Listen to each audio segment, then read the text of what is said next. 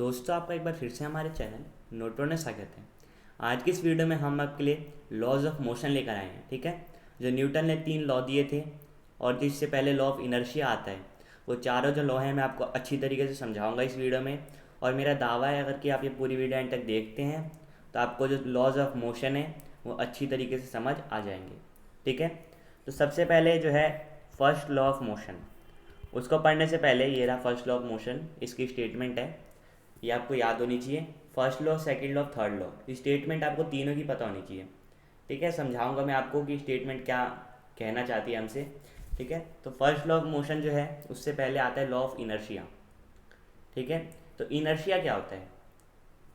Inertia मतलब क्या है कि अगर कोई बॉडी है उस पर जो एक्सटर्नल फोर्स है, बाहर से जो फोर्स लग रहा है वो ज़ीरो है। ठीक है, यानी बाहर से जो है उस पर कोई भी फोर्स नहीं लग रहा है, तो जो बॉडी है अगर वो रेस्ट पे है यानी रुकी हुई है तो रुकी रहेगी, और अगर मोशन कर रही है तो लगातार जो है यूनिफॉर्म मोशन करते रहेगी यूनिफॉर्म वेलोसिटी के साथ। और ये जो रोकना है यानी कि जो चेंज को रेजिस्ट करना है, वही क्या होता है? इनर्शिया। ठीक है, तो बॉडी इनर्शिया क्या है? बॉडी की वो प्रॉपर्टी है जिसके कारण जब बाहर से कुछ कोई उस पर फोर्स नहीं लगता तो जो वो है जिस स्टेट में है उसी स्टेट में रहती है। रेस्ट में है तो रेस्ट में रहेगी, और अगर मोशन कर रही है तो लगातार जो है यूनिफॉर्म वेलोसिटी के साथ मोशन करते रहेगी। ठीक है, तो यही जो है प्रॉपर्टी ये होती है इनर्शिया। सिंपल आप समझ सकते हैं, इनर्शिया का मतलब क्या है? रेजिस्टेंस टू चेंज, यानी भी किसी भी चेंज को होने से रोकना। ठीक है, यानी रेस्ट में है तो रेस्ट में ही रहेगी, चेंज नहीं होगी, और मोशन में है तो मोशन में रहेगी। कब तक? जब तक जो उस पर फोर्स है वो बाहर से जो फोर्स लग रही है वो ज़ीरो होगी, तब तक। ठीक है, उसके बाद क्या होता है? फर्स्ट लॉ ऑफ मोशन, वही चीज़ बताई गई है इसमें।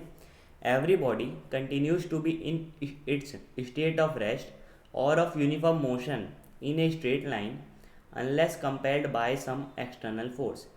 कोई भी बॉडी है वो अपने स्टेट ऑफ रेस्ट में रहेगी या फिर स्टेट ऑफ यूनिफॉर्म मोशन में रहेगी। किसमें? स्ट्रेट लाइन में।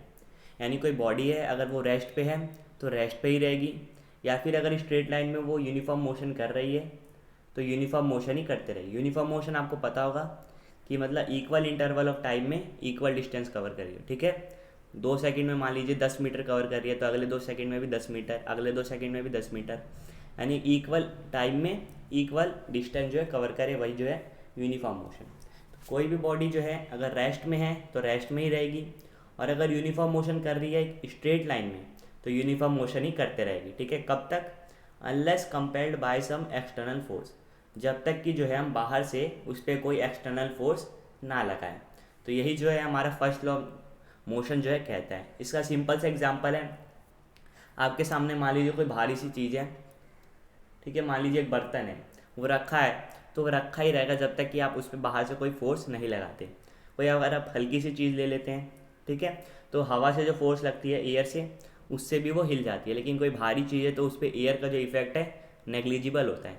ठीक है, तो वो जो बॉडी रहेगी वो रेस्ट पे ही रहेगी।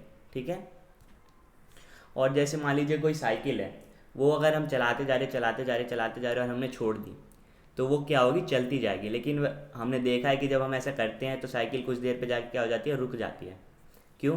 क्योंकि वहाँ पे कुछ फोर्स लग जाती है, और जो वो फोर्स लगती है वो होती है फ्रिक्शन फोर्स। ठीक है, रोड और साइकिल के जो टायर है उसमें जो उन दोनों की सरफेस जब कांटेक्ट में आती है तो वहाँ पे फ्रिक्शन फोर्स काम करता है। ठीक है, जो मोशन के अपोजिट, यानी मोशन अगर सीधे हो रहा है तो फ्रिक्शन फोर्स जो है पीछे की तरफ लगेगी, जिससे क्या है कि साइकिल जो है थोड़ी देर आगे जाके रुक जाएगी। तो यानी कि वहाँ पे भी कोई ना कोई फोर्स लग रही है, वरना जो साइकिल है वो नहीं रुकती। ठीक है, वहाँ पे कौन सी फोर्स लग रही है? Friction force. तो तो ये था फर्स्ट लॉ ऑफ मोशन की कोई बॉडी है रेस्ट में है अगर तो रेस्ट में ही रहेगी, और यूनिफॉर्म मोशन कर रही है स्ट्रेट लाइन में तो यूनिफॉर्म मोशन ही करते रहेगी। कब तक? जब तक कि जो है हम बाहर से इस पर कोई एक्सटर्नल फोर्स ना लगा दें। ठीक है, बहुत सिंपल सा था ये लॉ ऑफ इनर्शिया, इनर्शिया पे बेस्ड था पूरा। फिर आता है सेकेंड लॉ ऑफ मोशन। ये हमसे क्या कहता है, ये आपको ध्यान रखने वाली बात है। The rate of change of momentum of a body is directly proportional to the applied force and takes place in the direction in which the force acts.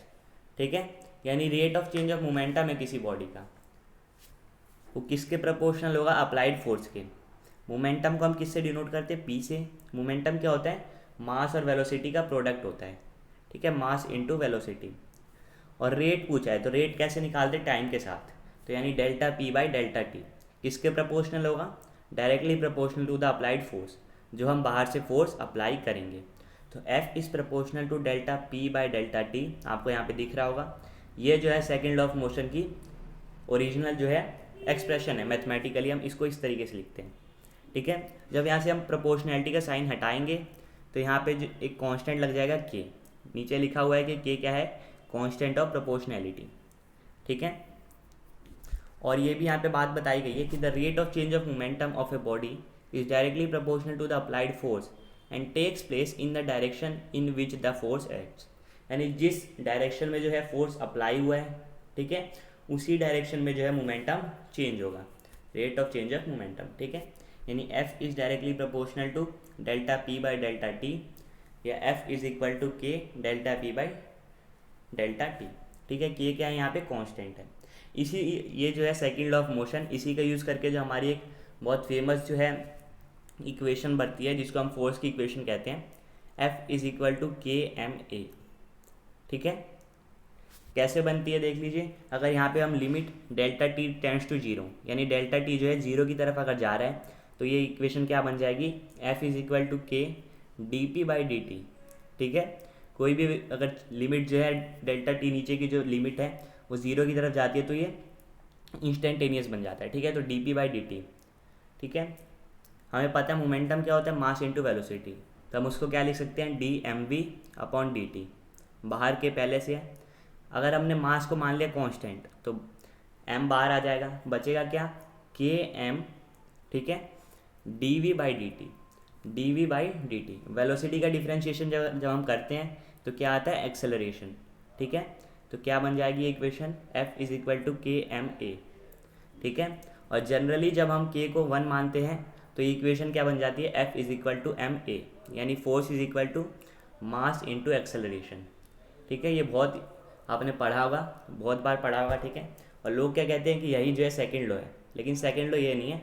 Second law जो आपको स्क्रीन पे दिख रहा है ये है, इससे वो एक डिराइव हुआ है, इसका एक केस है वो, ठीक है।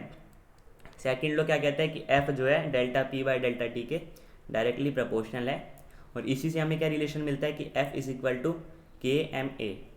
के जब अगर हम 1 रखते हैं, के क्या है कांस्टेंट, तो के की वैल्यू अगर 1 रखते हैं तो F is equal to M A, ठीक है। ये हमें जो रिलेशन है मिलता है, यानी force is equal to mass into acceleration. ये बहुत बार आपने पढ़ा होगा, ठीक है। इसका यूज़ भी बहुत बार हुआ है, ठीक है। बहुत बार इस फॉर्मूले का यूज़ करके न्यूमेरिकल ईजिली सॉल्व हो जाते हैं, ठीक है। तो ये तो था हमारा second law of motion.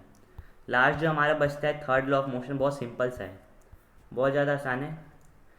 To every action there is always an equal and opposite reaction, यानी हर एक्शन के लिए हमेशा एक कोई ना कोई रिएक्शन होती है, जो क्या होती है, एक्शन के इक्वल होती है और अपोजिट होती है। यानी एक्शन अगर राइट साइड में लग रहा है तो जो रिएक्शन होगा वो लेफ्ट साइड में लगेगा, ठीक है। लेकिन जो दोनों की वैल्यू होगी, मैग्नीट्यूड होगा, वो सेम होगा, ठीक है। और यहाँ पे नीचे एक बात लिखी है वो देख लीजिए, force is always occur in pairs, force on a body A by B is equal and opposite to the force on the body, ठीक है, बी बाई ए। यानी एफ ए बी जो है वो एफ बी ए के इक्वल होगा, लेकिन यहाँ पे क्या लिखा है, अपोजिट।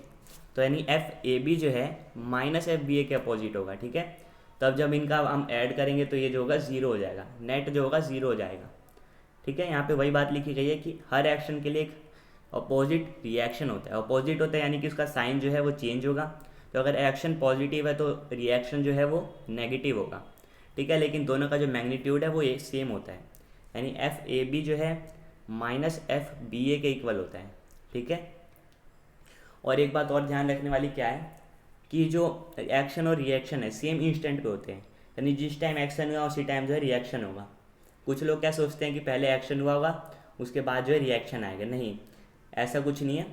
थर्ड लॉ में क्या है कि जैसे ही एक्शन होगा उसी टाइम जो है रिएक्शन होगा, यानी जो फोर्स ए जो है बी पे जो फोर्स लगाएगा उसी टाइम जो है बी जो है ए पे भी फोर्स लगाएगा, यानी दोनों की जो टाइमिंग है वो सेम होगी बिल्कुल, यानी एक ही इंस्टेंट पे होंगे, ठीक है, एक ही गिवन टाइम पे होंगे।